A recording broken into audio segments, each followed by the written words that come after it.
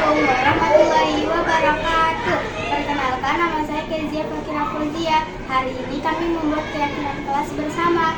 Saya merasa senang karena dapat bekerja sama dengan teman-teman dan Bu Eka. Kami mengeluarkan pendapat untuk keyakinan kelas 4A setahun ke depan. Terima kasih.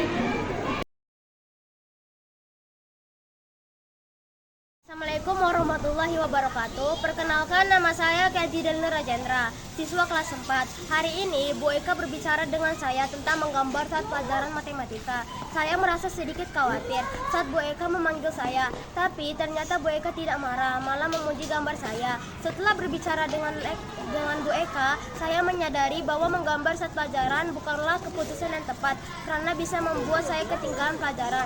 Bu Eka membantu saya memahami bahwa penting untuk fokus saat belajar agar bisa mengerti semua yang diajarkan. Saya juga mengerti bahwa saya bisa tetap menyalurkan hobi menggambar saya setelah pelajaran selesai atau saat jam istirahat, sehingga tidak mengganggu waktu belajar. Saya merasa senang karena Bu Eka mendukung bakat saya menggambar, tapi juga mengingatkan saya tentang pentingnya belajar dengan fokus. Saya berjanji untuk lebih memperhatikan pelajaran dan hanya menggambar di waktu yang tepat. Terima kasih Bu Eka atas bimbingannya. Wassalamualaikum warahmatullahi wabarakatuh.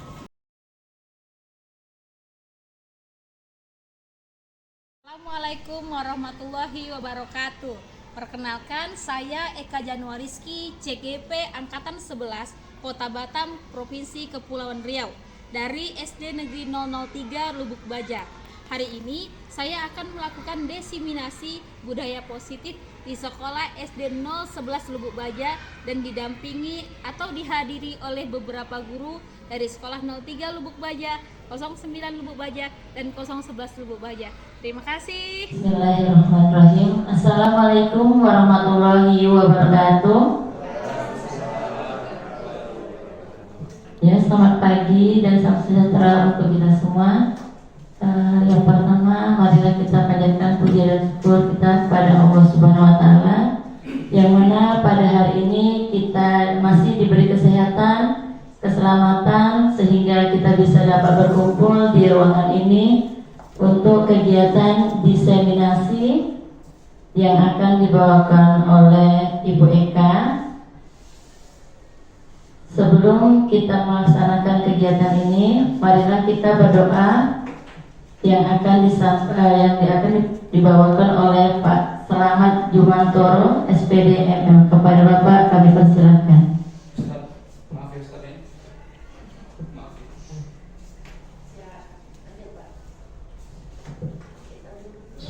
Assalamualaikum warahmatullahi wabarakatuh.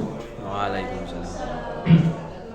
Mari kita berdoa untuk kegiatan diseminasi modul 1/4 budaya positif yang insya Allah akan disampaikan oleh Ibu Eka Januariski SPD, calon guru penggerak angkatan 11 Kota Batam.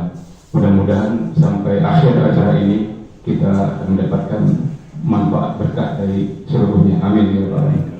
Al-Fatihah.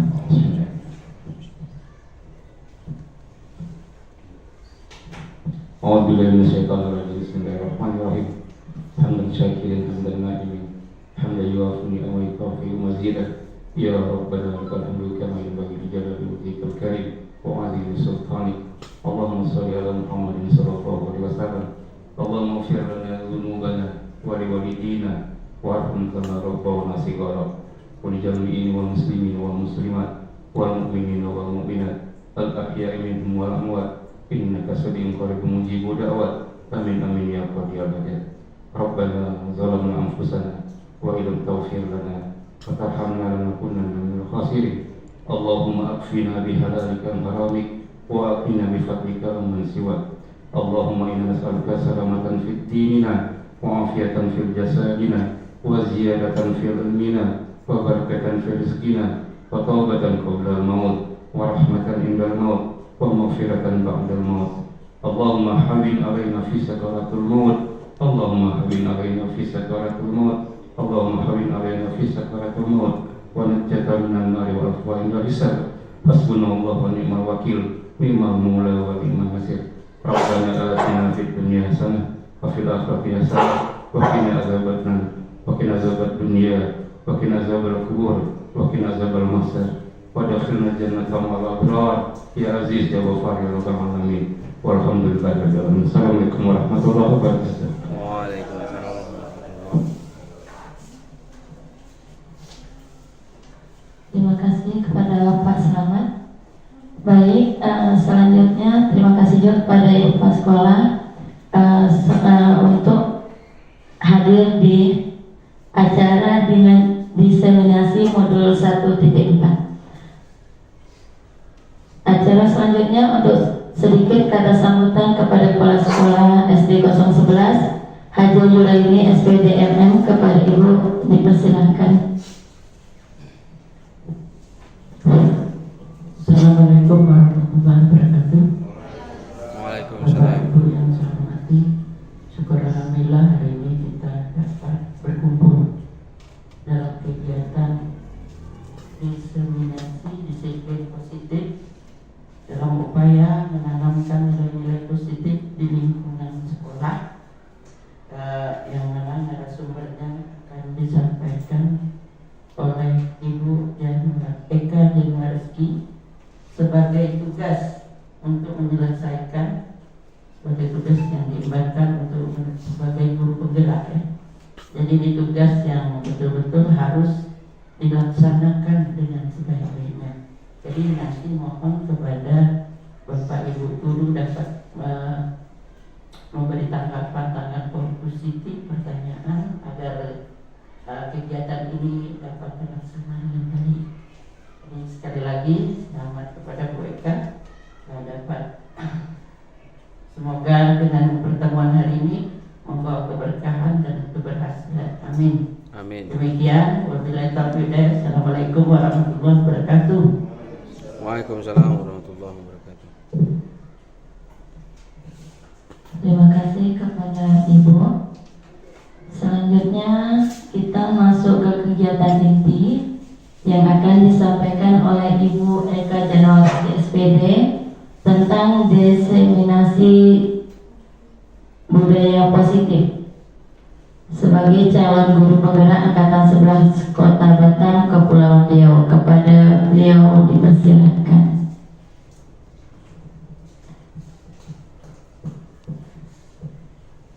Assalamualaikum warahmatullahi wabarakatuh. Waalaikumsalam warahmatullahi wabarakatuh. Yang pertama sekali saya ucapkan terima kasih pada Ibu Haji Yuraini SPD MM yang telah mengizinkan saya untuk melakukan diseminasi di SD 011 Lubuk Baja. Dan terima kasih juga kepada Majelis Guru 011 Lubuk Baja, 09 Lubuk Baja dan 03 Lubuk Baja yang sudi kiranya menyempatkan waktu untuk melihat dan untuk mengikuti kegiatan diseminasi budaya positif. Baiklah Bapak Ibu, tujuan utamanya itu ada dua. Yang pertama sebagai penyebaran atau praktik baik, atau bisa disebut juga sebagai berbagi pengalaman dan berbagi pemahaman tentang budaya positif. Yang kedua, sebagai tugas saya menyelesaikan kegiatan calon guru penggerak angkatan 11 Kota Batam.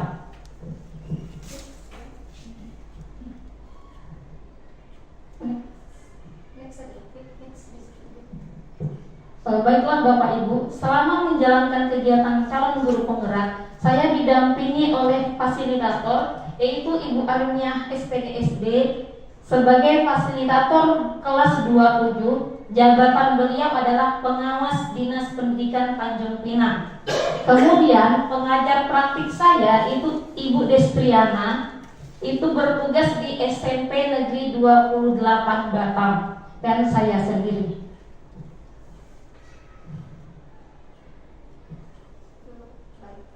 Bapak Ibu, sama halnya dengan kita di kelas, sebelum memulai pembelajaran atau sebelum memulai kelas, kita terlebih dahulu melakukan kesepakatan kelas agar kegiatan kita ini bisa berjalan sesuai dengan kesepakatan yang sudah kita buat bersama. Baiklah Bapak Ibu, kesepakatan ini saya serahkan kepada Bapak Ibu. Apa yang akan kita lakukan, kesepakatan apa yang akan kita jalankan selama beberapa waktu ke depan, Ada Bapak Ibu yang bisa menyumbangkan pendapatnya untuk kesepakatan kelas kita? Boleh, siapa yang mau menyumbangkan? Ibu Eri, boleh menyumbangkan satu kesepakatan kelas kita? Kalau gitu saya dulu ya. Saling menghargai dan menghormati pendapat teman.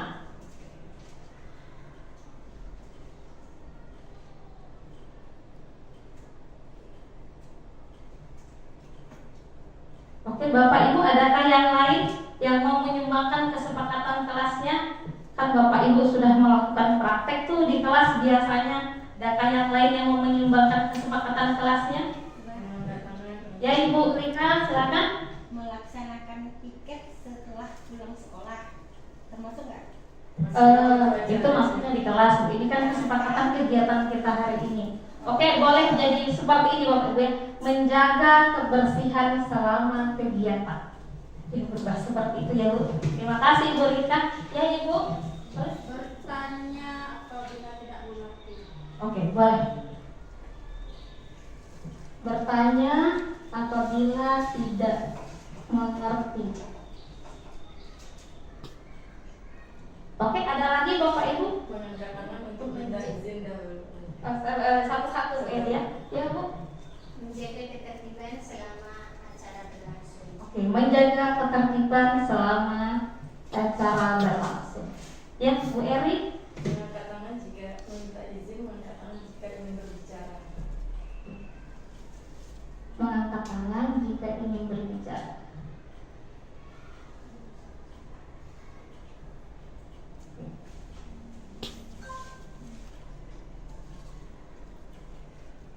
Oke, ada lagi apa cukup segini saja Bapak Ibu?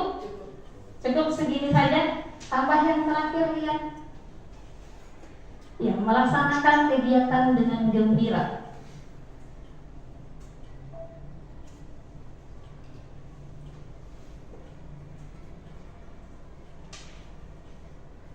Oke, Bapak Ibu, jadi hari ini kita punya 6 kesepakatan kelas atau 6 kesepakatan kegiatan yang akan kita laksanakan.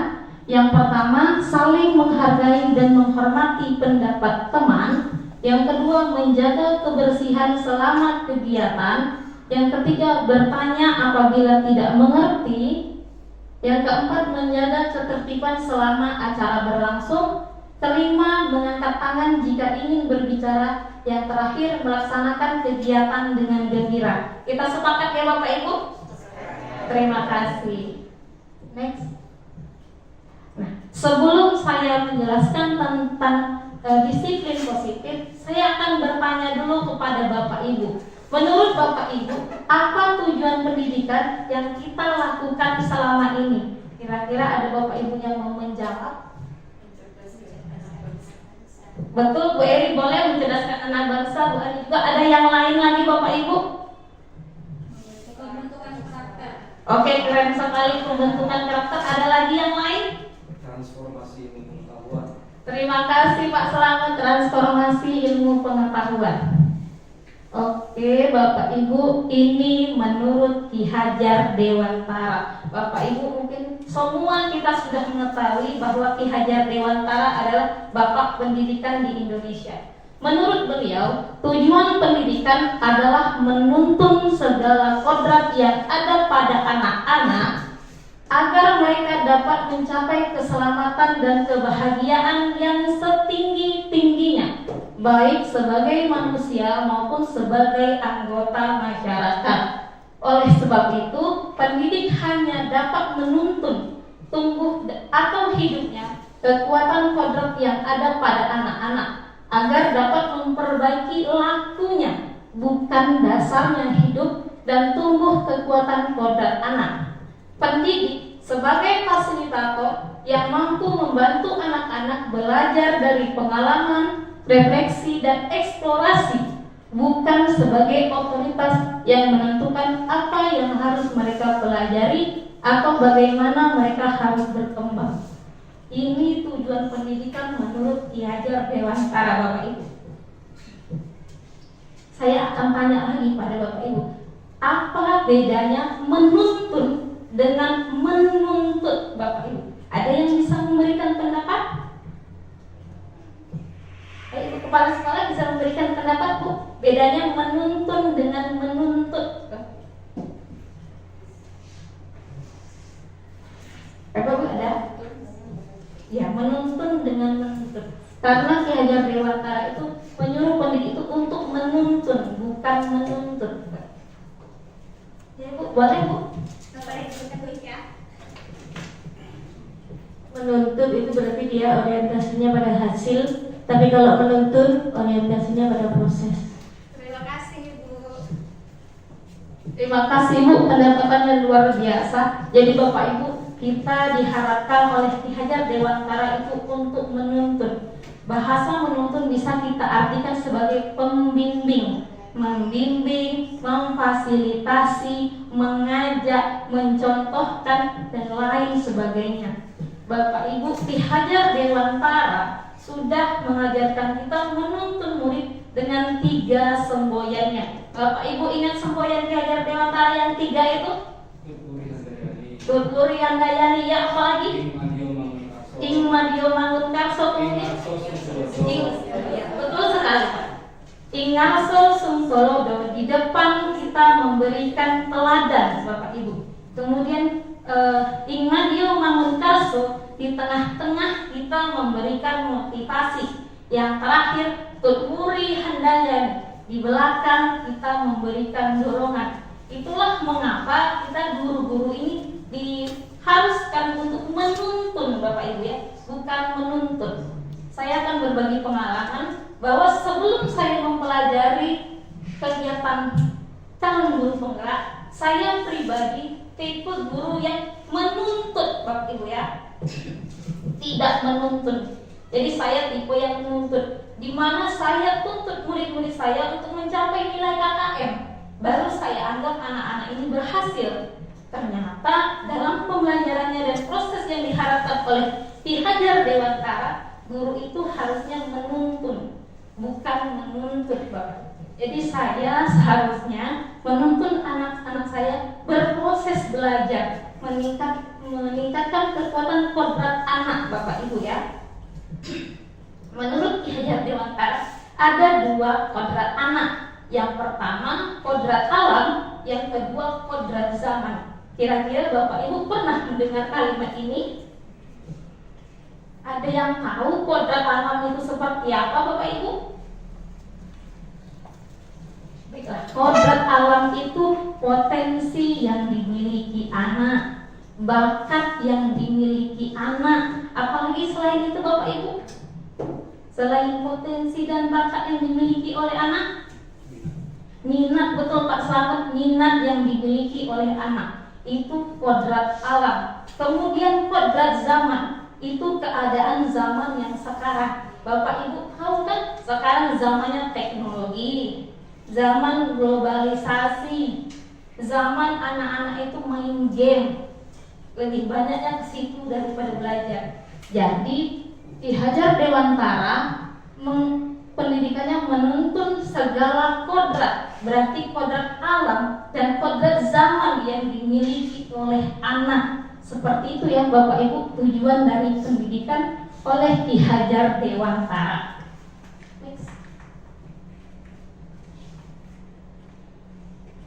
Bapak Ibu, di sini ada konsep utama budaya positif. Yang pertama itu perubahan paradigma belajar.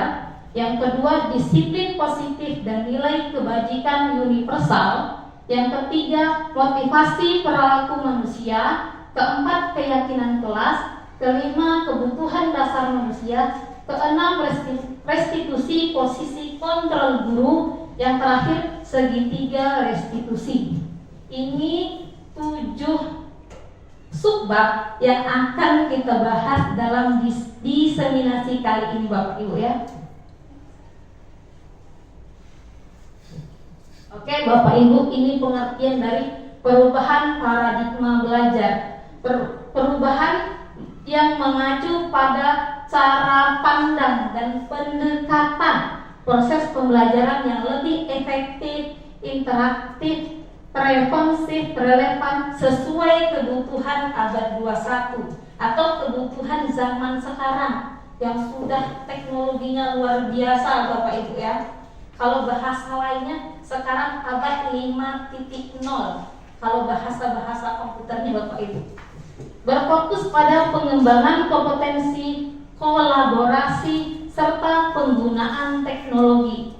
Tujuannya untuk menciptakan lingkungan belajar yang positif, aman, nyaman, memberdayakan, dan berpihak kepada murid. Nah, Bapak Ibu, di sini mungkin kita akan refleksi diri. Ada perubahan paradigma teori kontrol yang disampaikan oleh Dr. William Glasser. Seperti itu kira-kira wajahnya Bapak William Glasser, seorang psikiater dan pendidik, memperkenalkan teori kontrol yang kemudian berkembang menjadi teori pilihan.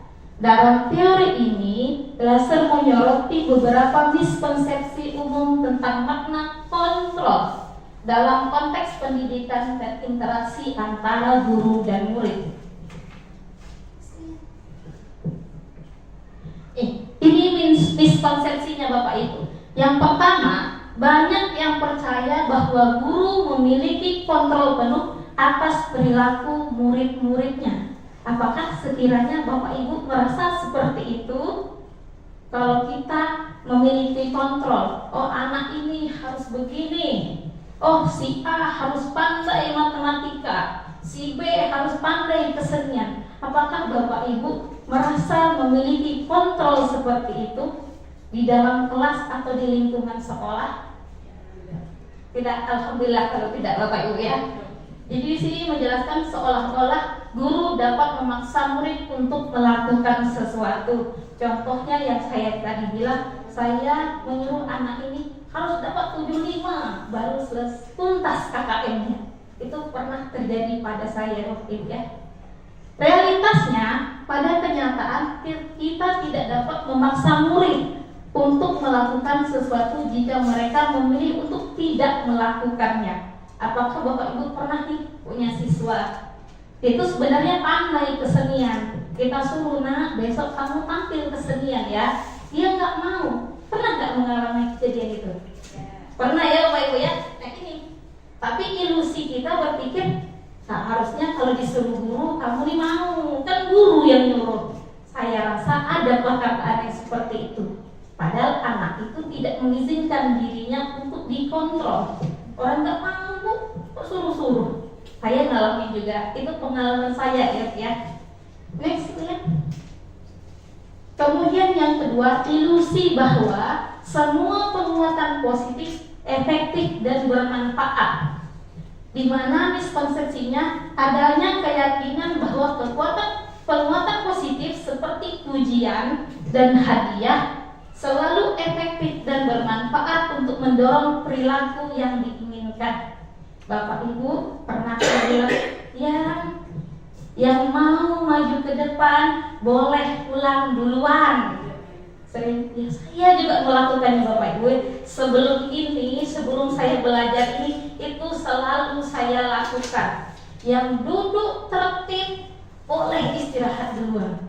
Atau, oh bagus nak, kamu dapat 10 hari ini.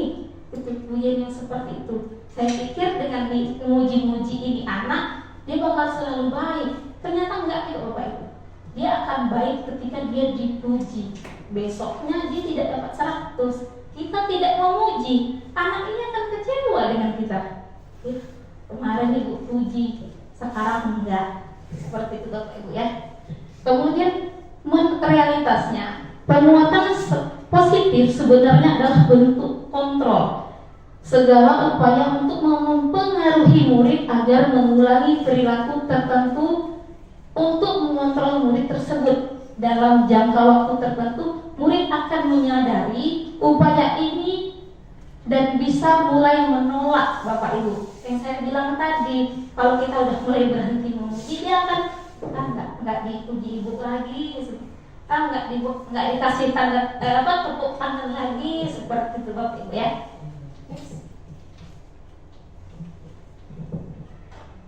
Nah ini Bapak Ibu ilusi bahwa kritik dan membuat orang merasa bersalah dapat menguatkan karakter. miskonsepsinya, beberapa guru percaya bahwa menggunakan kritik atau membuat murid merasa bersalah dapat memperkuat karakter mereka. Bapak Ibu, pernahkah kita mengkritik anak dengan tujuan untuk biar anak-anak ini jadi baik ke depannya? Pernah? Saya rasa sama, saya pun itu juga. Mungkin saya kok itulah kamu, ibu cinta sama kamu, berharap anak ini menyadari kesalahannya. Padahal tidak bisa seperti itu, Bapak Ibu. Realitasnya, kritik dan rasa bersalah justru cenderung mengarahkan murid ke identitas yang gagal, Bapak Ibu. Mereka mulai belajar merasa buruk diri, mengembangkan dialog yang negatif. Ya, Ibu Eka marah sama saya, gitu kan? Ya, Ibu guru nggak suka seperti itu. Jadi dia tuh bukan berhasil kita buat penguatan karakter, tapi malah jadi minder, Bapak Ibu.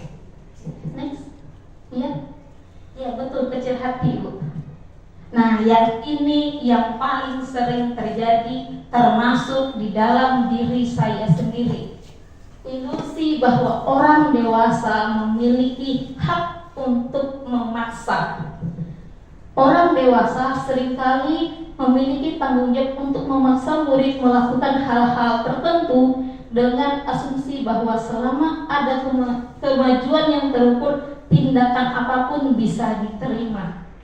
Bapak Ibu, pernahkah memaksa murid untuk melakukan sesuatu yang mereka tidak inginkan dan menganggap, kan Ibu guru, kamu harus mengikuti kata-kata Ibu.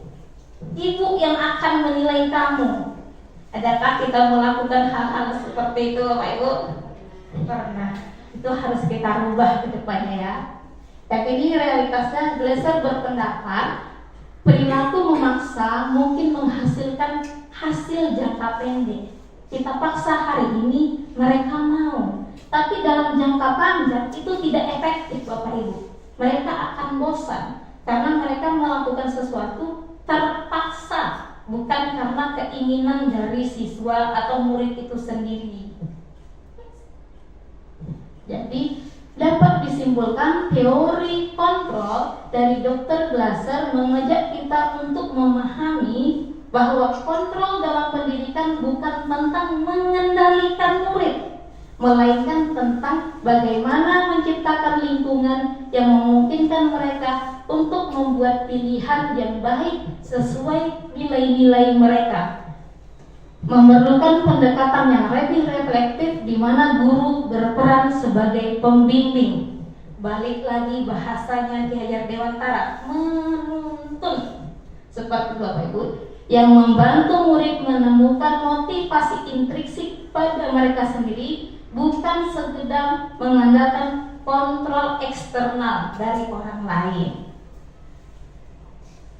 Dan di sini Stephen Covey dalam bukunya Principle Center Leadership tahun 1991 mengatakan bahwa bila kita membuat kemajuan perlahan, sedikit-sedikit diubah sikap atau perilaku Anda.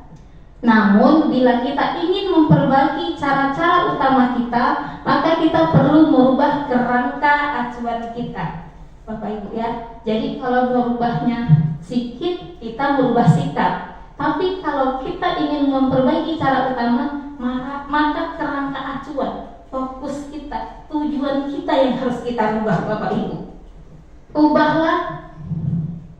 Ubahlah cara pandang Anda melihat dunia, bagaimana Anda berpikir tentang manusia. Jadi Bapak Ibu, ketika kita mengontrol murid atau merasa jangan kita pandang dia murid kita, di bawah kita, tapi kita lihat anak-anak didik kita sebagai manusia juga. Kalau seandainya kita yang dilakukan seperti itu, gimana perasaan kita ya?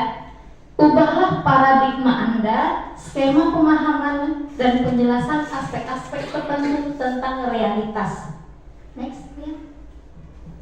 Di sini Bapak Ibu, siapa sesungguhnya yang memiliki kontrol? Yang pertama, kita mencoba mengubah orang agar berpandangan yang sama dengan kita. Dan ini termasuk saya sering melakukan. Ketika saya berpendapat A A.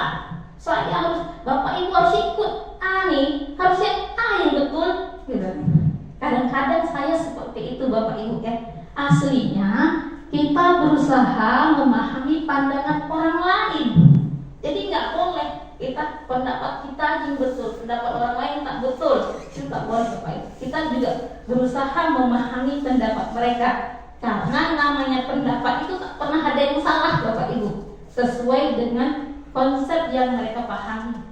Misalnya yang saya jelaskan hari ini pun dari sekian banyak guru, tak mungkin sama pemahamannya. Pasti pemahaman orang-orang ini berbeda. Oh kata gue tadi begini, tapi yang lain enggak begini kok. Jadi pemahaman orang, cara pandang orang, kita tidak bisa menyamakan dan nggak boleh harus sama dengan cara kita. Kemudian perilaku buruk dinilai sebagai suatu kesalahan. Ini juga sering terjadi sama saya Bapak Ibu. Saya lihat anak-anak ini bandelnya luar biasa. Pokoknya salah aja lah dia. Oh dia suka cari-cari perhatian, salah aja lah anak ini. Aslinya semua perilaku memiliki tujuan. Kita harus tahu kenapa anak ini bandel. Pasti ada alasannya. Seperti itu Bapak Ibu. Selanjutnya, orang lain bisa mengontrol saya. Itu pandangan yang harus Bapak Ibu rubah. Karena yang bisa mengontrol diri kita sendiri hanya kita Bapak Ibu. Selanjutnya, pemaksaan ada pada saat bujukan gagal. Bapak Ibu pernah mengancam murid-murid, nggak mau kamu ngerjakan tugas ini, nggak Ibu kasih nilai. Itu salah satunya pemaksaan Bapak Ibu ya. Itu pemaksaan yang tanpa sadar kita ucapkan ke murid-murid kita. Nggak selesai tugas kamu ini, Ibu panggil orang tua. Ada, saya juga Bapak Ibu. Saya dulu seperti itu. Kemudian setelah belajar ini disuruhnya kita kolaborasi menciptakan pilihan-pilihan baru. Misalnya, Bu nggak selesai tugasnya, mau selesaikan di sini atau di rumah. Kalau di rumah bisa kamu mengerjakan tepat waktu, dia akan memilih sendiri. Kalau di rumah Ibu tambah ya soalnya 5. Enggak Bu, ini enggak. Kan dia membuat pilihan, bukan kita paksa. Oh enggak selesai, Ibu enggak mau ngasih nilai. Seperti itu Bapak Ibu ya. Yang terakhir, model berpikir menang kalah. Ini ketika kita berpendapat atau memuji orang, kita mikir aku harus sesuai dengan aku. Pokoknya apa kataku, apa kata saya, atau dengan teman juga seperti itu. Enggak, pendapat saya yang benar. Seharusnya itu berpikir menang-menang. Jadi kita tetap berkolaborasi, di mana suatu permasalahan itu ada solusinya yang tidak timpang, tidak ada yang merasa terpuruk, salah atau kalah, tapi kedua-duanya menemukan solusi yang baik Bapak Ibu. Panjang ya penjelasan saya. Next. Oke Bapak Ibu, kita akan melanjutkan ke subbab yang kedua, disiplin positif dan nilai-nilai kebajikan universal. Next ya. Saya kasih pertanyaan lagi Bapak Ibu. Ketika mendengar kata disiplin, apa yang terlintas di pikiran Bapak Ibu? Bolehkah? Oh saya kasih aja lah mic-nya Ibu. Ketika mendengar disiplin positif, disiplin dulu, apa yang terlintas di pikiran Ibu? Tertib pada peraturan. Ada lagi yang lain? Bapak, tentang kata disiplin, apa yang terpikirkan? Bertanggung jawab, boleh, luar biasa. Next lihat. Menurut Ki Hajar Dewantara, self-disiplin atau disiplin diri dalam menanggapi kemerdekaan. Maksudnya kemerdekaan diri Bapak Ibu ya. Kemudian termasuk dalam konteks pendidikan. Menurutnya, disiplin diri merupakan elemen kunci untuk mencapai kebebasan sejati, di mana seseorang mampu mengatur dirinya tanpa perlu tekanan eksternal. Next. Kemudian, menurut Diana Gosen, disiplin berasal dari kata Latin itu disiplina, yang berarti belajar.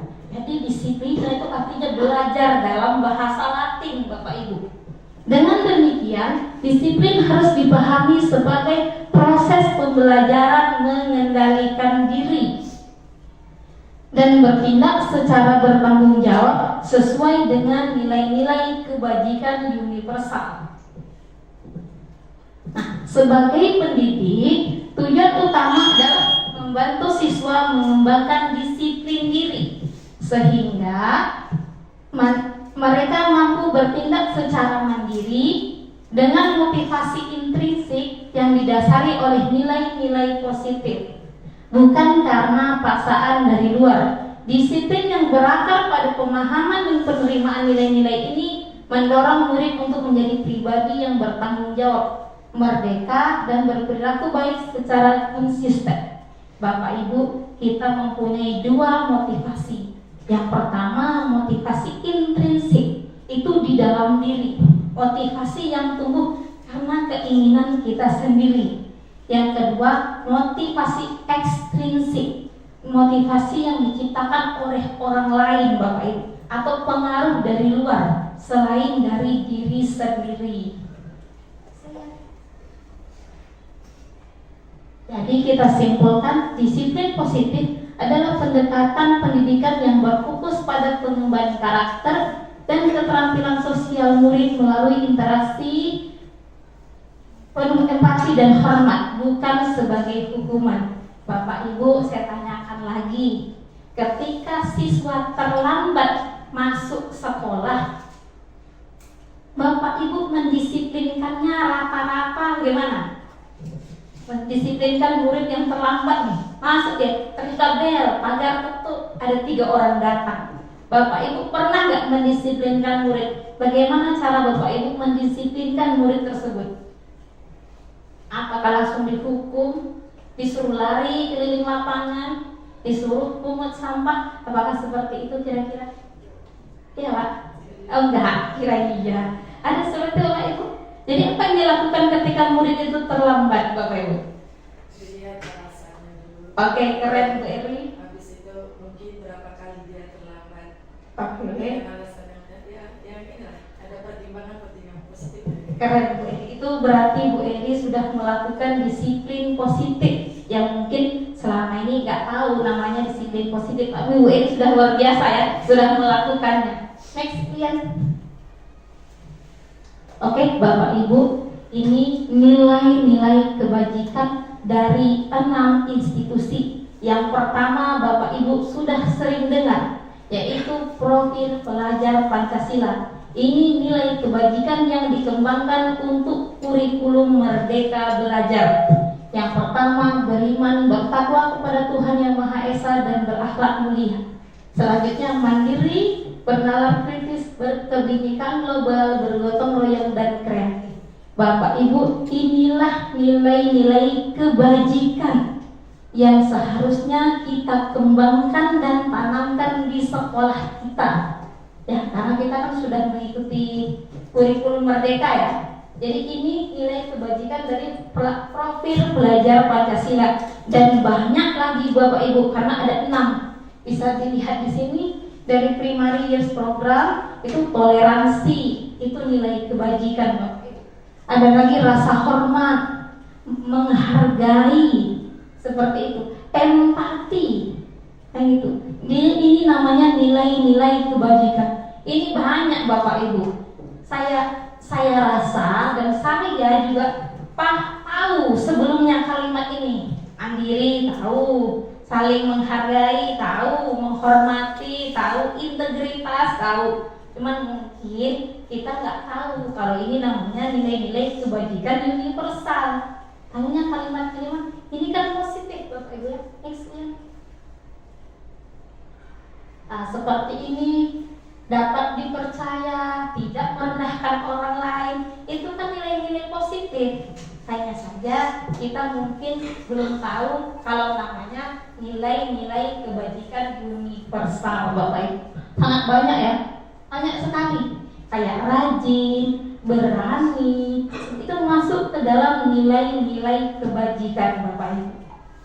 Saya mau tanya, misalnya Pak Masnur, nilai kebajikan yang ada dalam diri Pak Masnur apa? Menurut Pak Masnur? Ya. Memberi contoh pada siswa. Berarti menjadi teladan ya. Pak Masnur menjadi teladan. Kalau Pak Said, apa nilai kebajikannya? Toleransi, keren. Ibu Dika, nilai kebajikan yang menurut Bu Dika ada dalam diri Bu Dika apa?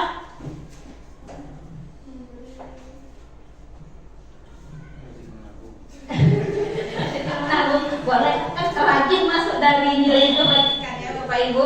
Apa Bu Dika?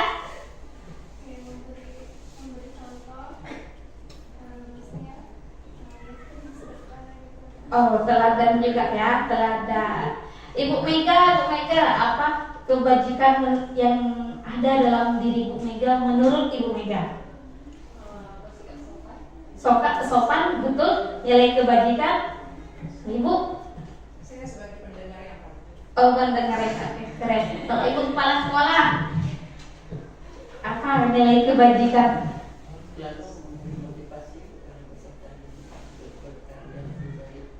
Oh, keren ya, memberi motivasi, motivator ibunya nilai kebajikan Bapak Ibu. Jadi setiap diri kita ini tanpa kita sadari punya nilai-nilai kebajikan. Misalnya, contohnya Pak Sapri Zaldi selalu membantu kawan-kawannya. Api selalu bantu kawan-kawannya. Itu kan namanya kerjasama. Jadi banyak Bapak Ibu. Tanpa kita sadari kita punya nilai-nilai kebajikan dalam diri kita yang bisa kita contohkan kepada murid-murid dan bisa kita kembangkan Bapak Ibu. Next. Oke, Bapak Ibu, selanjutnya di situ ada teori motivasi, hukuman dan penghargaan.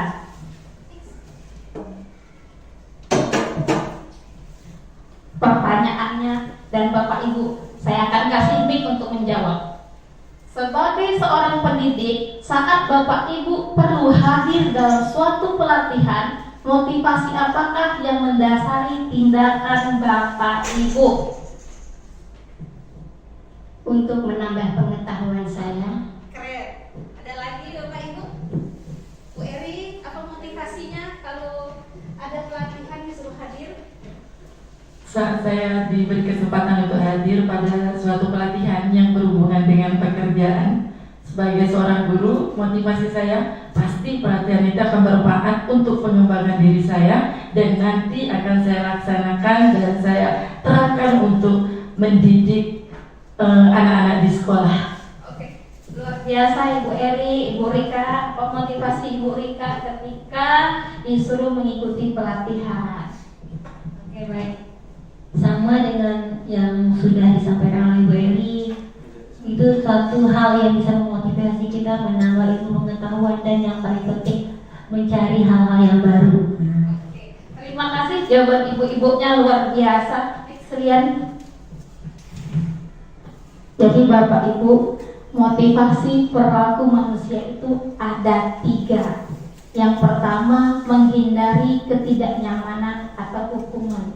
Kira-kira pernah nggak disuruh pelatihan karena takut dimarahin Bu Kepsek? Ya udahlah saya pergi aja Bu. Ada kira-kira yang seperti itu?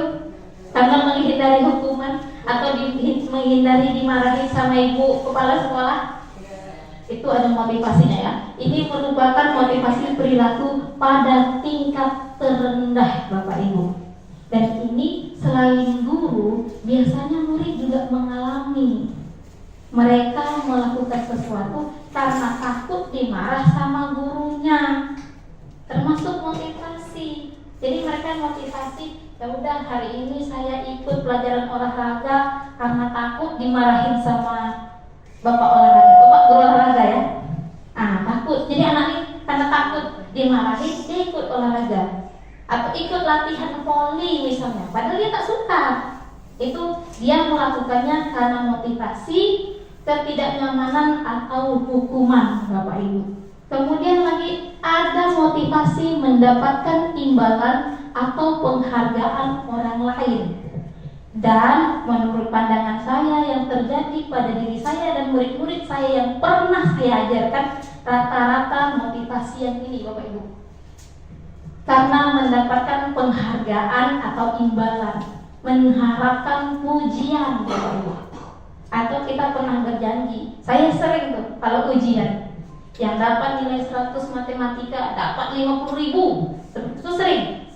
Sampai terakhir sebelum saya melakukan pendidikan guru penggerak Bapak Ibu, masih sering saya lakukan itu.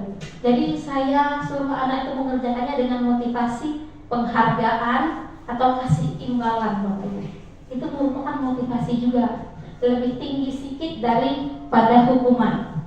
Yang paling baik itu motivasi menjadi orang yang mereka inginkan dan menghargai diri sendiri dengan nilai-nilai yang mereka percaya. Kayak Bu Eri tadi, Bu Rika, Bu An, Ibu mengikuti pelatihan karena pengen belajar, karena pengen mengembangkan diri, bukan karena disuruh capsek, bukan karena sertifikatku banyak, aku paling pandai dekat sekolah ini, bukan karena itu ya. Ini motivasinya karena menghargai diri sendiri dengan nilai-nilai yang mereka percaya. Jadi apapun yang Bapak Ibu lakukan itu ada motivasinya. Masuk bagian mana itu kita sendiri yang tahu. Dan ini juga kita harus lihat ke murid-murid kita Bapak Ibu. Ketika mereka melaksanakan pembelajaran, apa motivasi yang ada dalam diri murid-murid kita Bapak Ibu. Kita harus lihat. Jangan sampai mereka terbiasa karena motivasi takut dihukum. Jangan itu sampai jadi terbiasa sama murid-murid kita ya. Kita suruh A, suruh B, suruh C, mereka lakukan karena takut dihukum. Balik lagi, sejalan dengan teori kontrol tadi. Jadi semua yang saya paparkan tadi sejalan Bapak Ibu. Teori kontrol bahwa orang dewasa berhak memaksa, karena seperti itu masuk dia ke motivasi menghindari ketidaknyamanan atau hukuman. Jadi kita kontrol anak murid kita harus lakukan ini. Muridnya takut, jadi motivasinya karena takut dihukum. Jadi sejalan Bapak Ibu ya. Next ya. Jadi Bapak Ibu, di sini ada namanya hukuman, konsekuensi dan restitusi. Di mana hukuman itu tindakan yang diambil untuk memberikan efek jera kepada murid atas perilaku yang kita anggap salah. Yang kedua, konsekuensi, hasil alami atau logis dari tindakan yang dirancang untuk menunjukkan kepada murid dampak langsung dari perilaku mereka. Yang terakhir, restitusi, pendekatan yang lebih proaktif di mana murid diajak untuk memperbaiki kesalahan mereka dengan cara yang bermanfaat bagi mereka sendiri dan pihak yang terdampak. Saya contohkan satu dulu. Nanti saya minta Bapak Ibu contohkan. Contohnya, ketika ada murid yang terlambat masuk di kelas saya, kebetulan saya guru siang Bapak Ibu ya, terlambat 15 menit, saya akan hukum. Nanti kamu piket pulang sekolah karena kamu terlambat. Itu masuknya ke hukuman Bapak Ibu. Kemudian kalau saya sampaikan, karena kamu terlambat, apa konsekuensi yang kamu mau? Kalau saya piket Bu sendiri, itu konsekuensi. Dan kalau terakhir, restitusi. Kenapa kamu terlambat? Nah, apa yang menjadi alasannya? Kira-kira ke depannya kamu mau seperti ini lagi? Kamu mau perbaikinya dengan cara apa? Jadi anak-anaknya yang berpikir sendiri. Oh Bu, saya nggak terlambat lagi. Tadi ojeknya lambat jemput karena apa gitu kan? Atau saya terlambat bangun Bu. Kedepannya saya tidak akan terlambat bangun lagi. Jadi anak itu sendiri yang mencari solusi, bukan kita yang ngasihkan hukuman. Itu perbedaannya antara hukuman, konsekuensi dan restitusi. Next ya. Nah, seperti ini ya. Kalau kita buat ada dua identitas gagal dan identitas sukses. Di mana identitas gagal itu hukuman Bapak Ibu dan identitas Sukses itu disiplin dengan konsekuensi dan restitusi. Kita ambil perbedaannya. Hukuman, murid atau anak belajar menyembunyikan kesalahan. Contoh misalnya, kenapa kamu ambil permennya si A? Kok ada kok saya nggak ambil? Karena takut kan, takut dihukum. Jadi disembunyiin kesalahan. Nggak ada kok saya kayak gitu. Kayak gitu. Itu contoh hukuman yang ditakuti oleh murid-murid. Kemudian yang kedua, murid akan atau anak belajar peraturan. Nggak boleh ya ambil permen tadi nak, itu namanya mencuri. Itu berbeda. Yang terakhir, murid akan belajar memecahkan masalah. Dia akan tanya, kalau kamu mau permen, apa yang harus kamu lakukan? Oh, saya minta baik-baik bu sama teman. Dia akan memikirkan solusinya sendiri ketika dia menginginkan sesuatu. Itu contohnya Bapak Ibu ya. Kemudian yang tadi hukuman mencoba mengontrol anak. Balik lagi ke kontrol pembelajaran kita tadi. Di konsekuensi mencoba mengontrol anak dengan penguatan positif. Kemudian restitusi, anak paham bahwa dirinya mandiri yang pegang kendali atas kontrolnya. Jadi dia yang paham sendiri Bapak Ibu. Ini contohnya ada banyak. Kemudian hukuman dibuat oleh guru. Enggak pernah murid yang membuat hukuman sendiri Bapak Ibu. Pasti guru yang ngasih hukuman kepada murid-murid. Kemudian konsekuensi dibuat oleh guru dan murid. Nah yang terakhir restitusi, anak sendiri tadi. Dia yang bilang, bu saya akan begini. Karena dia menyadari kesalahannya Bapak Ibu ya. Jadi perbedaannya yang paling mencolok dihukum dibuat sama guru. Kalau konsekuensi, guru sama murid bekerja sama. Apa konsekuensi tindakan kamu? Yang terakhir, kalau restitusi, anaknya sendiri. Ya bu, saya tahu saya salah. Saya akan minta maaf. Saya akan memperbaiki ke depannya perbuatan saya. Jadi anak itu menyadari sendiri. Itu tujuan kita tadi Bapak Ibu, menuntun, bukan menuntut Bapak Ibu ya, berbeda. Next. Oke Bapak Ibu, saya kasih pertanyaan. Mencatat 100 kali dalam kalimat, saya tidak akan terlambat lagi.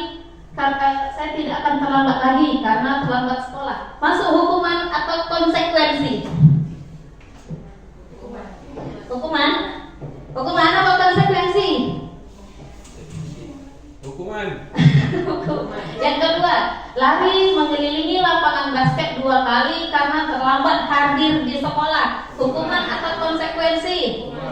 Hukuman. Lanjutnya, murid diminta push up 15 kali karena tidak menggunakan masker ke sekolah. Hukuman atau konsekuensi? Hukuman atau konsekuensi? Hukuman. Oke lanjut. Membersihkan coretan yang dibuatnya di meja tulis. Konsekuensi selanjutnya, membersihkan tumpahan air di meja tulis karena tersenggol pada saat belajar. Next. Nih jawabannya Bapak Ibu.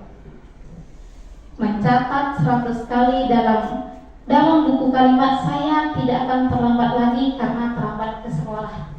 Konsekuensi bukan hukuman Bapak Ibu ya.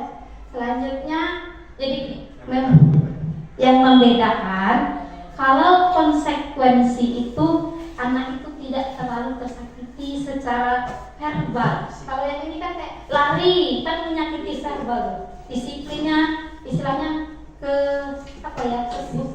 Fisik. Itu maksud saya tuh fisik, ke fisiknya.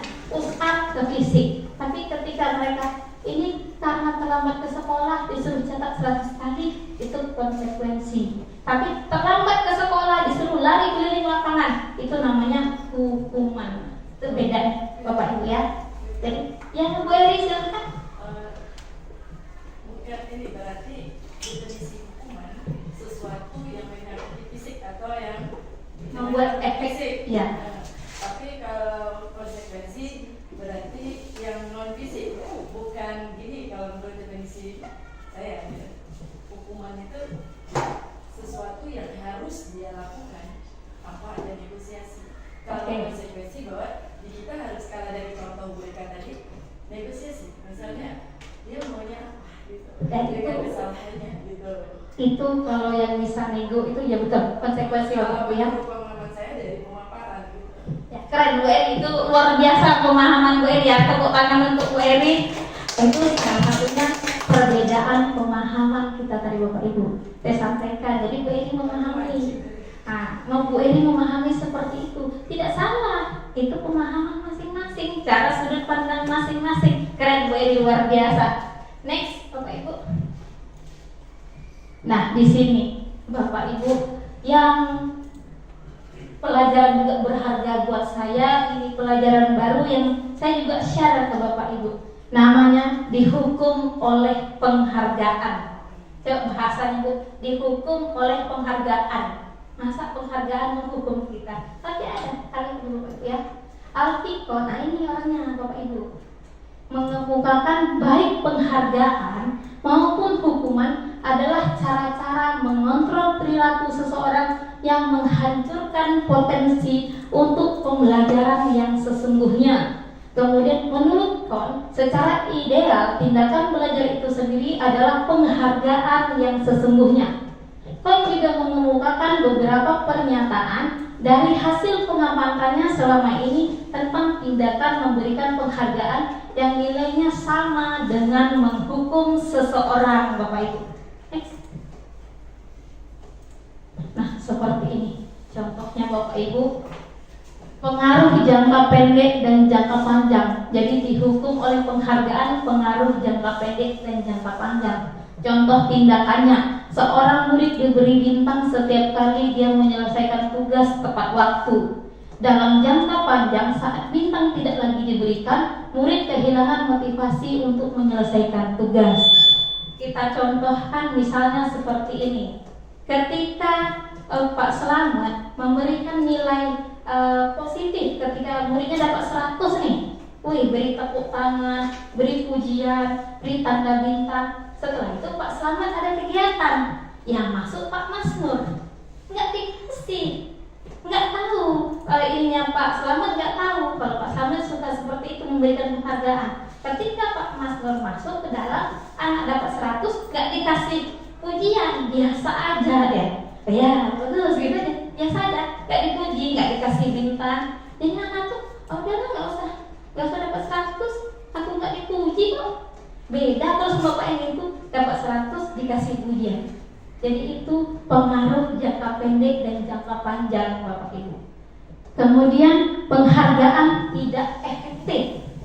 Contohnya, guru memberikan permen kepada murid yang duduk diam di kelas, akan tetapi kembali berperilaku gaduh saat permen tidak diberikan. Kira-kira ada Bapak Ibu yang mau memberikan contoh? Pernah nggak Bapak Ibu melakukan itu? Jadi saya sampaikan tadi, yang cepat dulu, cepat selesai, boleh istirahat. Yang duluan ini boleh pulang. Itu penghargaan, tapi tidak efektif Bapak Ibu. Kan hari ini cepat-cepat, besok enggak. Besok nggak usah lah, ulang juga kok. Seperti itu Bapak Ibu ya. Kemudian penghargaan merusak hubungan. Contohnya, misalnya nih, orang tua menjanjikan hadiah berupa mainan baru jika mendapatkan nilai bagus di sekolah. Anak menjadi lebih fokus pada hadiah dan hubungan orang tua menjadi transaksi. Contoh di sekolah, ibu kepala sekolah bilang, yang pergi mewakili sekolah mengikuti kegiatan di luar dan mendapat penghargaan akan bawa hadiah pulang. Nanti saya tambahin hadiahnya. Bapak Ibu jadi kayak gitu. Nanti kepala sekolah kasih hadiah lagi. Itu salah satu penghargaan yang merusak hubungan. Setelah itu ibu lupa ngasih hadiahnya. Kan apa ibu nih kemarin janji mau ngasih hadiah. Seperti itu. Dan mungkin kita juga melakukan hal yang sama murid kita. Contoh saya lagi, yang dapat matematika 100, kasih duit 50.000. Habis itu saya lupa. Anak udah kesal, Bu, kata ibu kasih duit. Itu kan penghargaan yang istilahnya itu merusak hubungan. Nanti lagi ibu nggak ada nih, itu kan merusak akhirnya hubungan dengan ibu tuh yang janji. Jadi penghargaan yang merusak hubungan seperti itu Bapak Ibu ya. Contohnya Saya rasa mungkin Bapak Ibu juga mengalami, cuman ya kurang lebih seperti itu. Selanjutnya, penghargaan mengurangi ketepatan. Misalnya tadi yang cepat, yang selesai duluan boleh pulang. Dia selesai aja Bu, dapat berapa nilai nggak tahu, yang penting aku udah selesai aku pulang. Jadi dia nggak ngerjain soal itu serius, pokoknya selesai pulang. Aslinya nilainya tak apa-apa di dalam situ kan, entah jawabannya tak dijawab entah tidak kita nggak tahu. Dia kumpul, dia pulang. Itu namanya penghargaan mengurangi ketepatan Bapak Ibu. Itu ada lagi penghargaan menurunkan kualitas, penghargaan menghakimi kreativitas, dan penghargaan menghukum. Yang terakhir, motivasi dalam diri. Yang saya rasakan pribadi Bapak Ibu itu penghargaan menghukum. Kenapa? Contohnya, tak usah jauh-jauh. Ketika saya mengikuti tes pre-tes PPG itu ada 6 orang dan yang lulus saya sendiri. Seharusnya saya merasa bangga, masa lulus sendiri, tetapi enggak Bapak Ibu. Jadi minder, aduh kayak mana ya, kawan nggak lulus, aduh jadi omongan nggak ya, seperti itu. Jadi penghargaan yang menghukum Bapak Ibu. Jadi kita ketika sama-sama, nggak tahunya kita sendiri yang di atas atau kita sendiri yang lebih sedikit.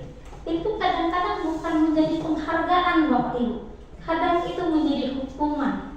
Jangankan dari diri kita, bahkan dari teman-teman pun seperti itu. Oh iyalah karena dia ini, oh iyalah karena dia itu. Padahal nggak seperti itu. Jadi tidak semua penghargaan itu berdampak positif Bapak Ibu ya.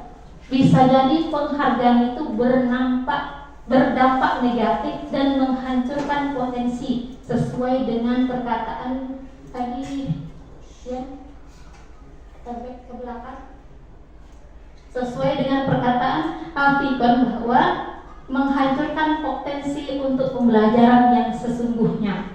Jadi tidak semua penghargaan itu baik Bapak Ibu, tidak semua penghargaan itu positif Bapak Ibu ya. Next lihat. Bapak Ibu sering buat ya. Ini nggak perlu dijelaskan lagi sebenarnya ya. Bapak Ibu sudah sering buat, walaupun ini di kurikulum K13. Jadi keyakinan kelas ini Bapak Ibu salah satu program dalam kurikulum Merdeka. Next.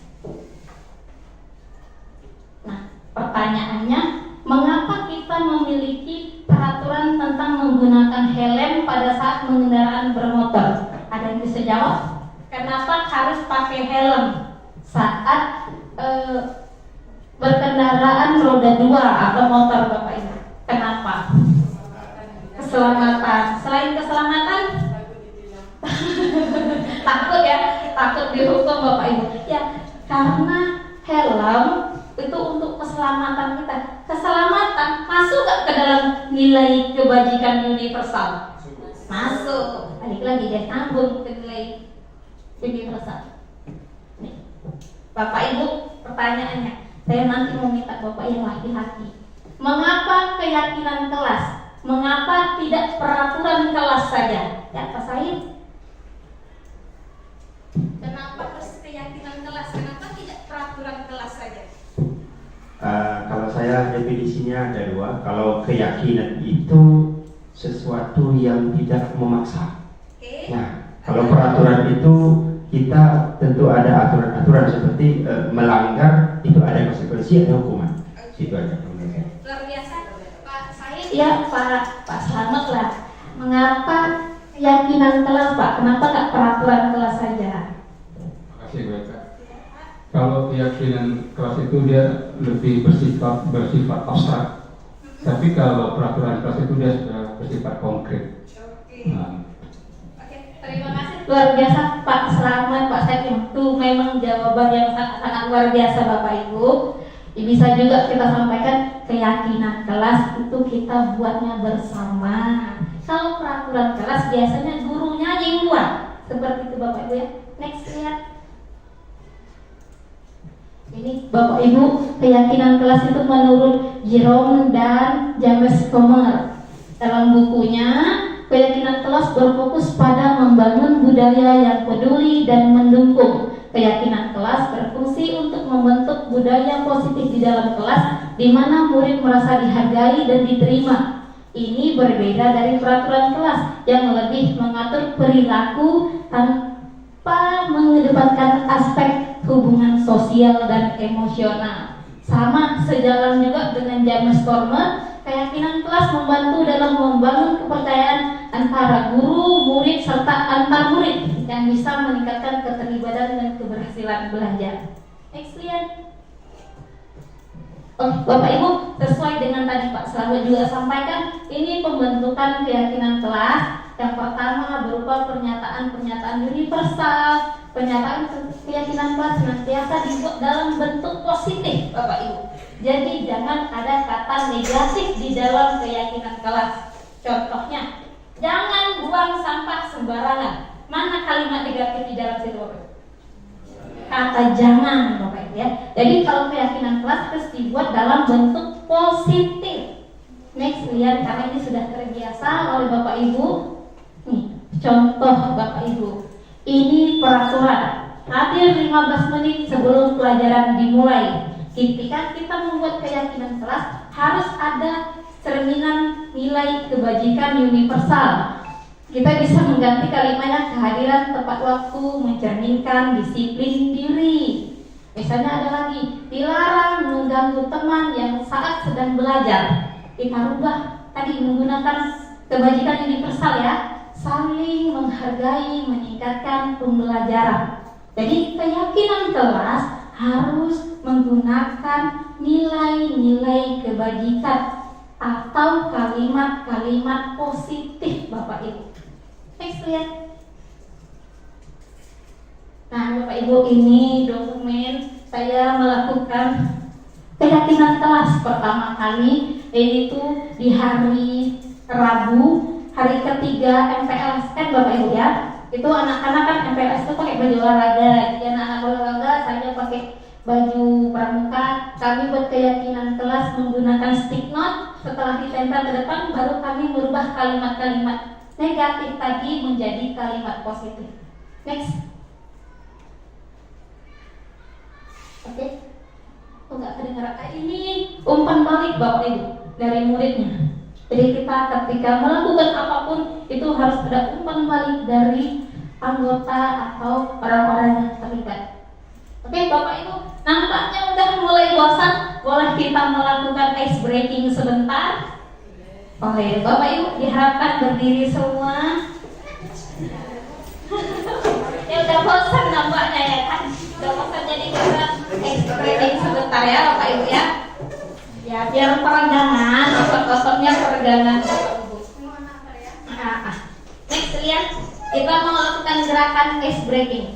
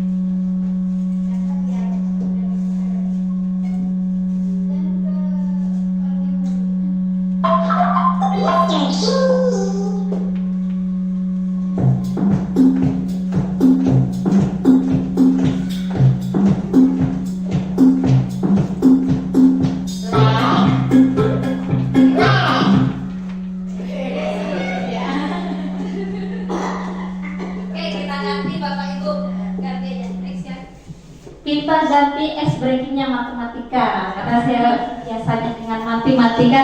Bapak Ibu silahkan milih pasangannya karena ice breakingnya itu berdua, berpasangan Bapak Ibu. Nanti yang terakhir menang itu lawannya saya ya. Gitu Bapak Ibu ya. Ice breakingnya itu sweet berpasangan Bapak Ibu. Jadi misalnya ya Bu Ali, contoh dulu pakai 5 jari jadi sweet.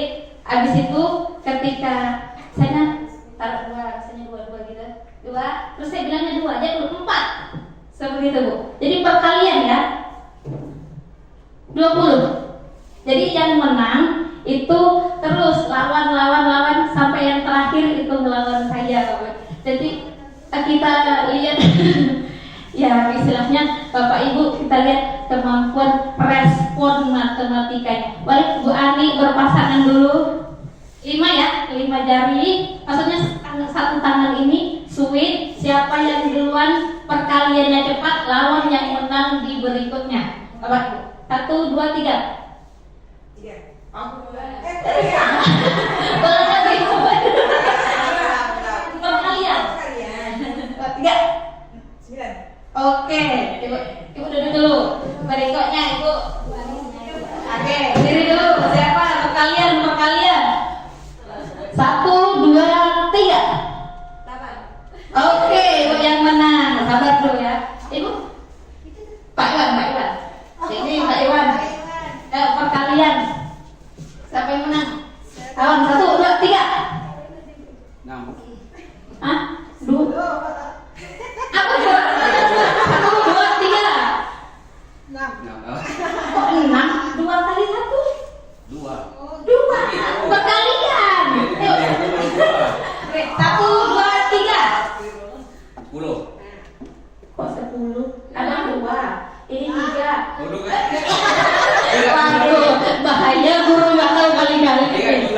Enggak, dikali aja langsung. 1, 2, 3. Baru 6. Nah, oke, Mbak Dewan menang ya. Bu Eri boleh dengan Bu Tika. 1, 2, 3.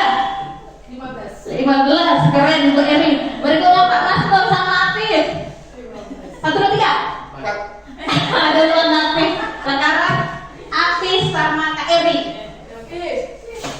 1, 2, 3. 6.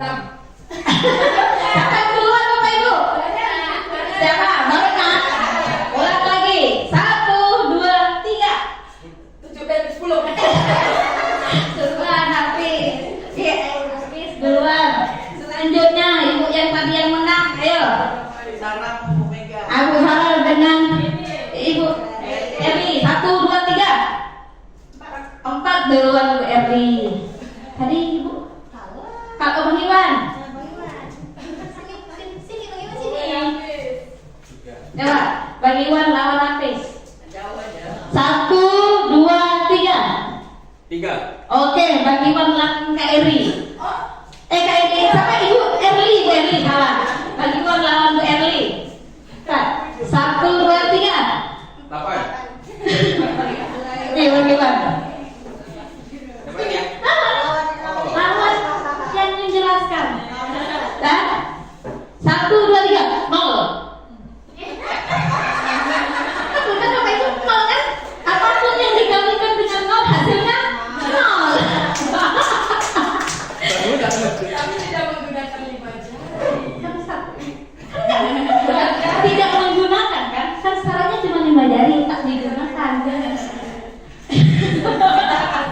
Itu namanya strategi Eri. Terima kasih Bapak Ibu yang sudah ikut berpartisipasi. Next Ian. Next.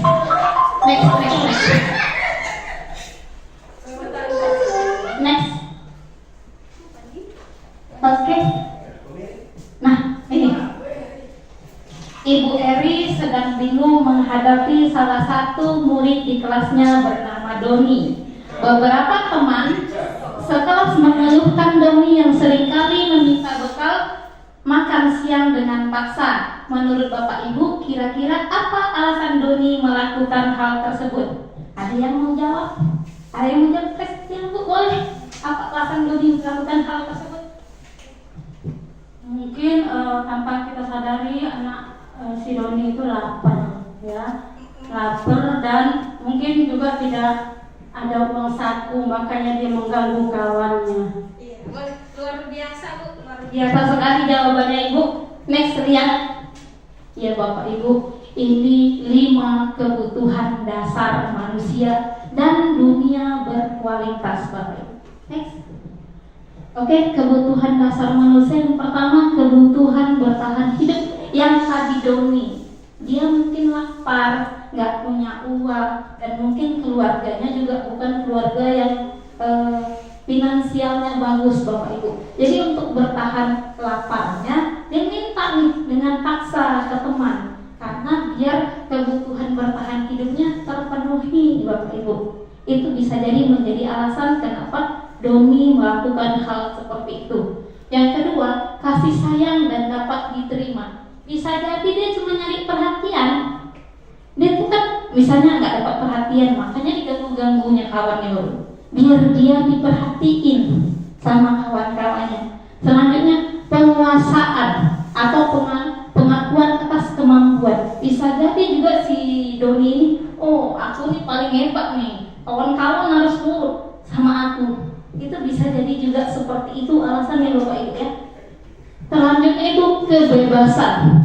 Itu dia bebas, kayak biasanya orang yang aku bebas melakukan apa saja, termasuk minta makanan sama kawan, minta ini sama kawan. Itu juga kebutuhan. Yang terakhir, karena dia senang ngelakuin hal itu. Dia senang minta-minta sama kawannya, dia senang mengganggu kawan. Jadi kita harus pahami Bapak Ibu. Jadi ketika seseorang melakukan tindakan, itu bukan berarti ada satu alasannya. Bisa jadi 5 kebutuhan dasar ini menjadi alasan mengapa mereka melakukan tindakan. Terlebih lagi anak didik kita Bapak Ibu, apapun yang dia lakukan pasti punya alasan. Dan itulah yang harus kita cari tahu. Kenapa sih si Doni tadi tuh kayak gitu? Yang mana? Jadi ketika Bapak Ibu mengetahui alasannya, Bapak Ibu bisa menemukan solusinya secara bersama. Next. Oke Bapak Ibu, ini gambaran yang Anda miliki dalam dunia berkualitas. Baik Bapak Ibu, saya contohkan diri saya sendiri dulu. Siapa orang-orang yang paling penting dalam hidup? Itu tentu saja keluarga, terlebih lagi itu ibu saya. Kemudian nilai-nilai kebajikan apa yang terpenting dalam hidup? Saya merasa nilai kebajikan yang saya miliki itu adalah mandiri Bapak Ibu. Jadi saya merasa saya mandiri dalam segala hal. Kemudian apa pencapaian Bapak Ibu yang sangat dibanggakan? Saya merasa bangga ketika saya lulus ASN pada tahun 2022. Itu saya banggakan sampai sekarang. Yang terakhir, apa yang paling bermakna dalam hidup Bapak Ibu? Perjalanan ketika saya menjadi ASN, jatuh, bangun lagi, gagal, bangkit lagi. Bapak Ibu, ada yang mau share dengan saya pengalamannya dengan menjawab 3 pertanyaan ini Bapak Ibu? Ada yang mau share? Atau Pak Selamat boleh share pengalaman Pak? Boleh ke depan, boleh apa? Boleh ke depan sini Pak, kita share pengalaman. Oh di situ boleh. Tepuk tangan dulu buat Pak Selamat. Ini yang sekarang maksudnya sudah lampau Bu Eka. Kalau yang sekarang my love istri ya. Tapi kalau yang terdahulu itu yang pasti ibu saya. Kenapa ibu panjang ceritanya? Kalau saya ceritain tentang ibu bisa 1 buku saya buat nanti. Ya, pertama pasti ibu. Jujur saya dengan bapak tidak begitu dekat, tapi dengan ibu tuh terlalu dekat gitu. Sampai mungkin kehadiran ibu itu bagi saya sebagai seorang malaikat gitu. Dan dari ibu tuh banyak sekali nilai-nilai kebajikan yang diajarkan kepada saya. Kebetulan saya anak paling kecil Bu Eka, paling bungsu. Dan ibu saya banyak mengajarkan terutama rendah hati. Rendah hati, rajin menabung ya Bu Dika ya, rajin menabung, kemudian ya selalu lah bermanfaat untuk hidup orang lain. Kemudian pencapaian saya yang bisa saya banggakan, saya mungkin menjadi ASN itu anugerah ya. Tapi kehidupan saya yang paling saya banggakan itu saya bisa mendapatkan seorang istri Bu. Karena jujur mendapatkan seorang pasangan hidup bagi saya itu Ada sebuah lagu yang pernah saya ciptakan, kebetulan saya dulu aktif di grup nasyid. Kini berpadulah dua hati dalam hari ini kita diikatan agung sempurna sebagian agama. Allah telah menghalalkanmu menjadi pendamping bagiku, dan seterusnya. Itu saya ciptakan khusus untuk istri saya, Bu. Nah, kemudian kehidupan saya bermakna, yang pasti saya selalu pengen menjadi bermanfaat buat orang lain. Sampai akhir hidup saya mungkin saya pengen menanamkan seperti yang disampaikan terakhir oleh ibu saya, kamu harus bisa memberikan manfaat buat hidup orang lain. Begitu dia mereka. Terima kasih Pak Slamet, luar biasa sekali berbagi pengalaman dan pemahamannya.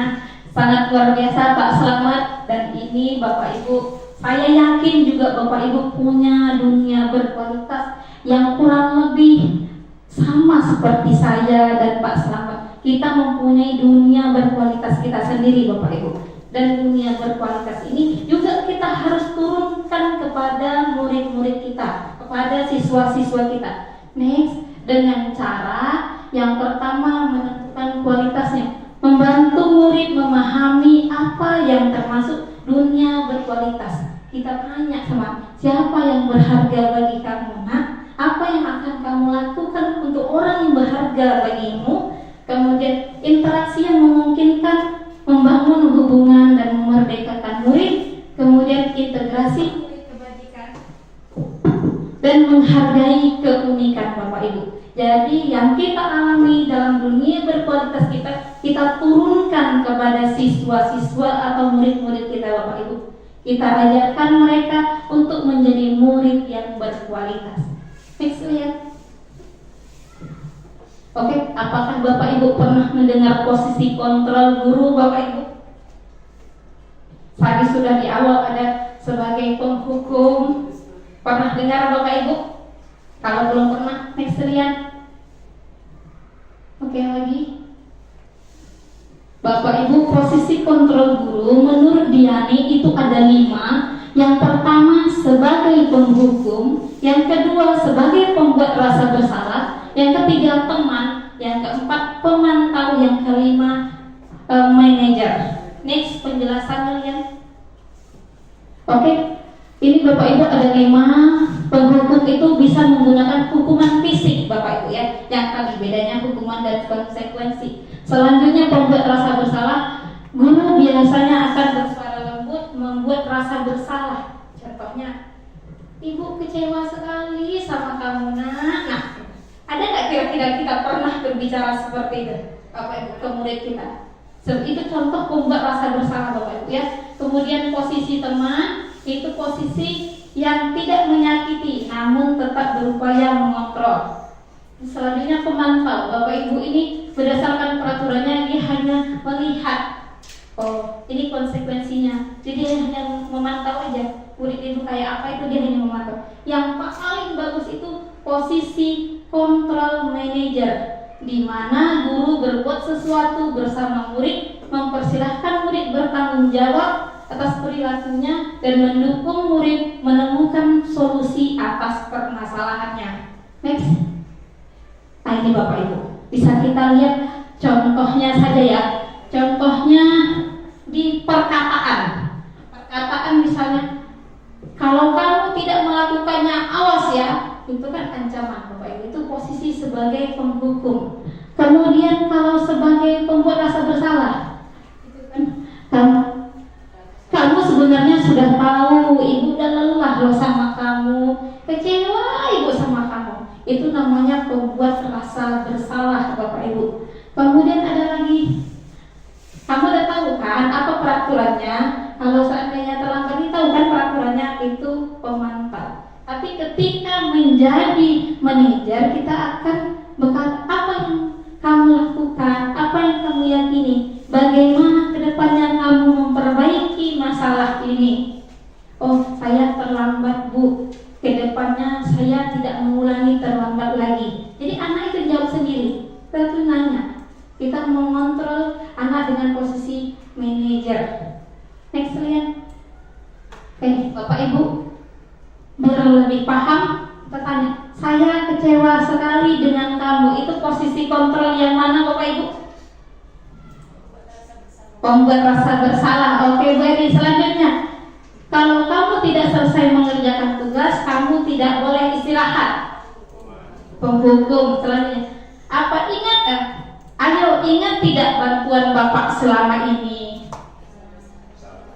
Membuat rasa bersalah. Selanjutnya, apa yang bisa kamu lakukan untuk memperbaiki kesalahan ini? Manajer. Selanjutnya, sanksi atau konsekuensi apa yang akan kamu lakukan? Apa Bapak Ibu? Next lihat. Nah, di sini dia Bapak Ibu. Memantau dia kan, kamu sanksinya apa yang kamu lakukan? Kalau yang ini berbeda. Apa yang bisa kamu lakukan untuk memperbaiki? Jadi anaknya berpikir Bapak Ibu. Kalau yang pemantau, sanksi atau konsekuensi biasanya kan sudah ada tuh kesepakatan kelas atau peraturan sekolah. Jadi sudah dibahas sampai ke sana. Next lihat. Oke, Bapak Ibu, ini saat istirahat siang, Budi, seorang murid kelas 5 melakukan perundungan verbal pada teman sekelasnya karena tidak membawa uang jajan. Sebagai guru, apa yang akan kamu lakukan? Ibu Dika, kira-kira apa yang dilakukan ketika Budi merundung temannya karena temannya ini nggak bawa uang jajan? Apa yang ibu lakukan ke Budi?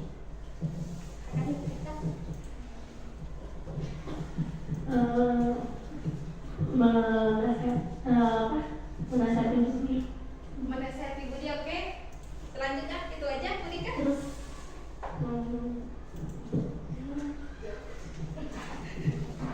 Ada dibantu Bu Eri boleh?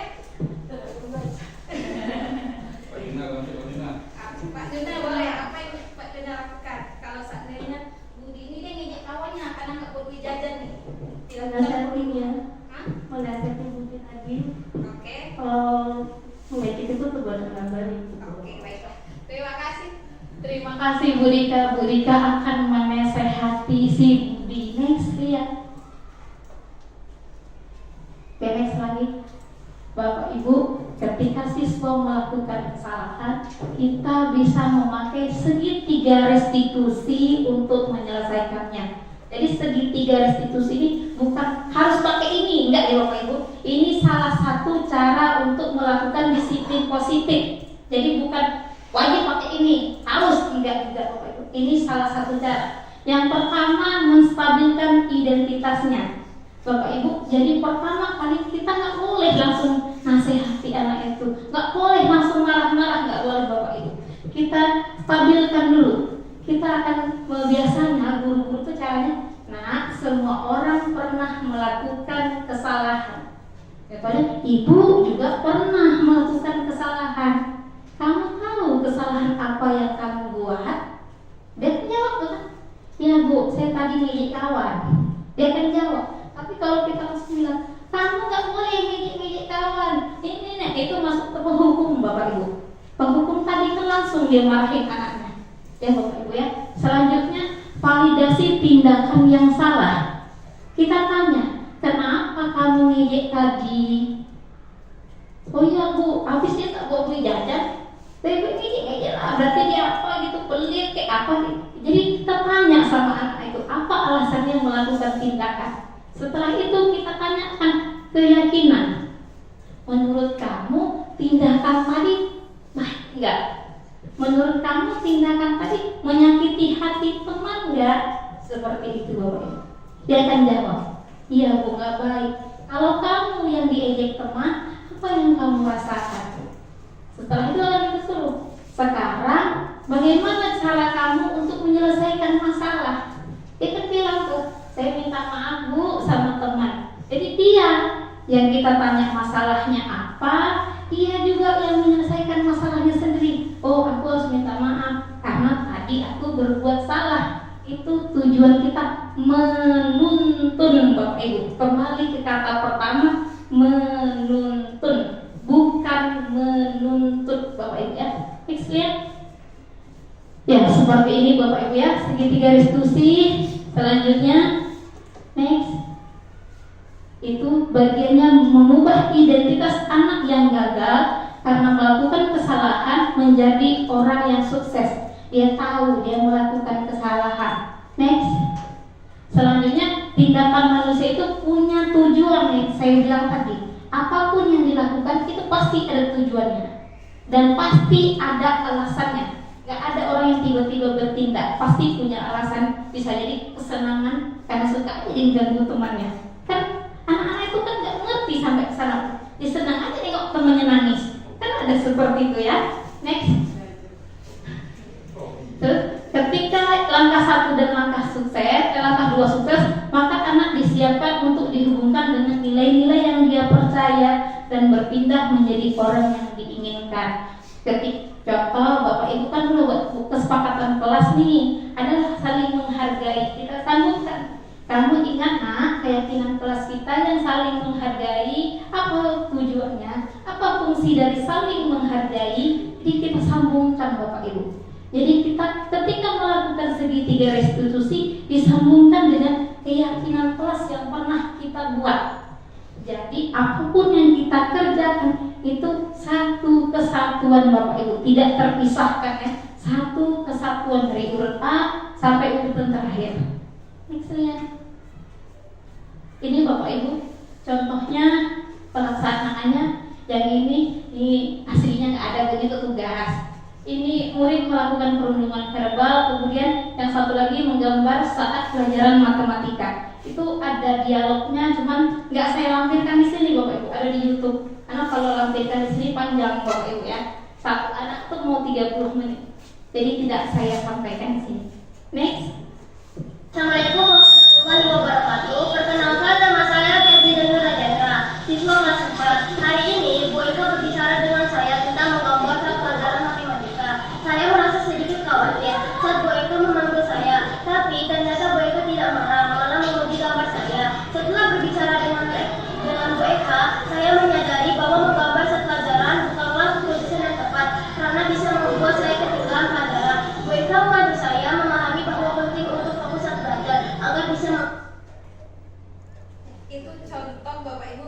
Contoh umpan balik. Jadi anak ini nggak kita judge, nggak boleh gambar di pelajaran, nggak. Kita tetap menghargai potensi uniknya yang tadi. Dia sukanya gambar, Bapak Ibu, dia tak suka matematika. Jadi pas belajar matematika dia menggambar. Dia nggak suka. Potensinya saya lihat memang jago dia menggambar, Bapak Ibu. Dia memang suka seni. Jadi kita tetap menghargai potensi yang dimiliki. Balik lagi sama menuntun kodrat anak. Ke situ lagi Bapak Ibu ya. Ke tujuan pendidikan lagi. Kembali lagi menuntun. Next lihat. Oke. Ini Bapak Ibu karena tak terasa ternyata sudah 1,5 jam saya berdiri di depan sini. Kita dapat simpulkan budaya positif adalah nilai dan pembiasaan yang berpihak pada siswa, membantu mereka berkembang sesuai dengan profil pelajar Pancasila. Kenapa? Karena sekarang kurikulum Merdeka kan nilai kebajikannya profil pelajar Pancasila Bapak Ibu ya. Tujuannya menciptakan lingkungan belajar yang aman dan nyaman di mana siswa merasa dihargai dan didukung. Budaya positif membantu membentuk karakter siswa sehingga mereka tidak hanya berhasil secara akademik, tetapi juga siap menghadapi berbagai tantangan hidup dengan karakter dan keterampilan yang baik. Sesuai tadi balik lagi Bapak Ibu, Ki Hajar Dewantara membuat tujuan pendidikan adalah menuntun murid untuk mencapai kodratnya, meningkatkan kodratnya dengan keselamatan dan kebahagiaan yang setinggi-tingginya Bapak Ibu. Jadi tidak hanya akademik, tapi karakter dan keterampilan. Seperti itu kira-kira. Sampai di sini pembahasan saya akan kembalikan kepada moderator. Terima kasih. Oke, terima kasih kepada mereka. Beri tepuk tangan dulu. Selanjutnya kita masuk ke sesi tanya jawab. Kira-kira Bapak Ibu ada yang ingin bertanya? Kira-kira ada satu pertanyaan boleh? Ada satu pertanyaan? Nah, kalau tidak ada tidak masalah.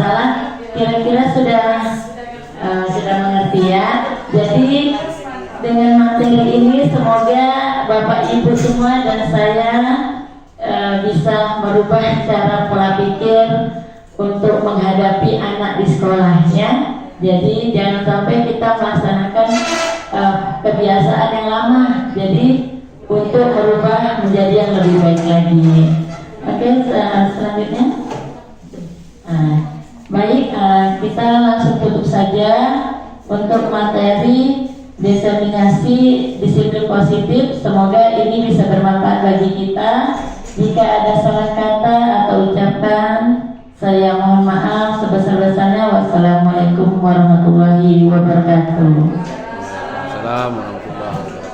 Assalamualaikum warahmatullahi wabarakatuh. Perkenalkan, nama saya Lian dari SDN 09 Lubuk Baja. Saya akan menyampaikan sedikit tentang kegiatan tadi bersama Ibu Eka, bahwa di situ saya banyak belajar tentang disiplin positif, di mana saya diajarkan untuk menjadi guru yang lebih baik lagi dalam mendidik anak, agar anak itu lebih mengetahui bagaimana cara dia memperbaiki dirinya jika mereka bersalah atau bagaimanapun. Jadi dengan disiplin positif anak akan menjadi lebih baik lagi. Terima kasih.